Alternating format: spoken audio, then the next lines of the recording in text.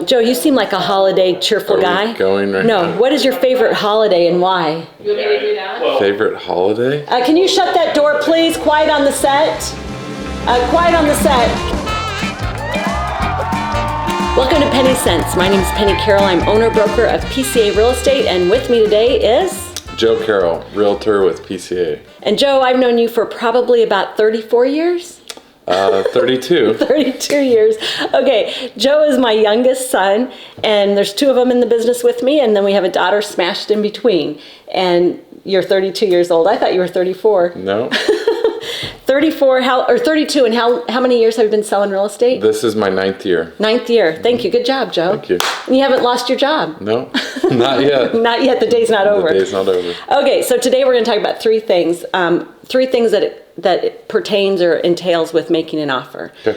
Before we do that, though, why don't you talk a little bit about the market update? Everybody's always curious about that. So this morning, as of like 2 minutes ago, there was 2,964 homes on the market. Okay. Which it's rising.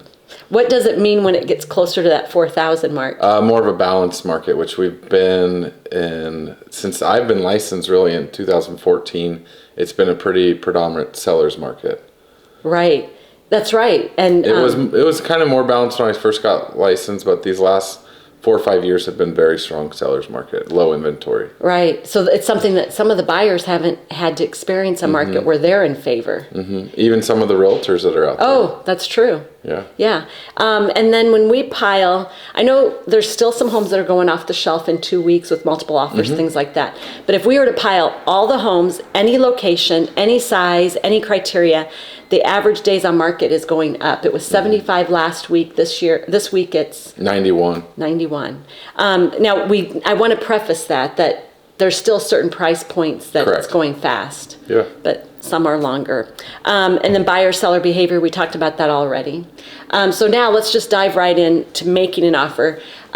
You started out as a buyer's agent, so you wrote tons of offers. Strictly a buyer's agent. Right. Yeah. And now you've kind of taken some of mine and done some of the listing side. Do both now. Yeah. So on the buyer side, let's talk about making an offer. How do you even come up with an offer? What are some things that you look at in that process? So a lot of it is if we have time, which the last couple months is hey, we got to go get the offer in right now. But now with it slowing down a little bit, we have time to really do a market analysis to justify the listing price and just kind of go over what they have and what the house offers to come up with a price that we want to offer and terms that we want to offer. Why would you do a market analysis when you're not listing a home, you're trying to put an offer together? Why would Correct. you do that? We like to see what other homes that similar homes have sold for and how long ago they sold for.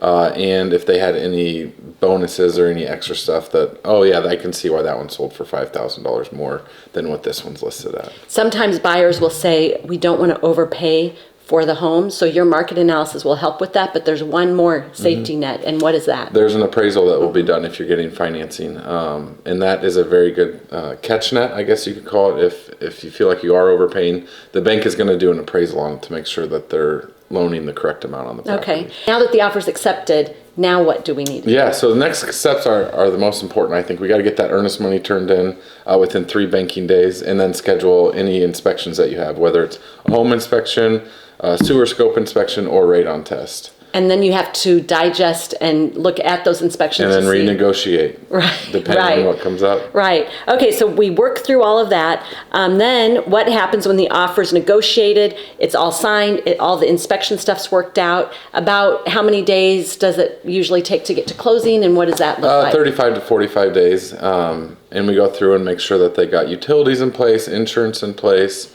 that all the work that we agreed upon or whatever we agreed upon during the inspection period is done, and then we're set to close. That's through the final walkthrough, and then you go and you sign your life away, right? Yeah, for 30 years. Yep, and we like to work with you every step of the way on that.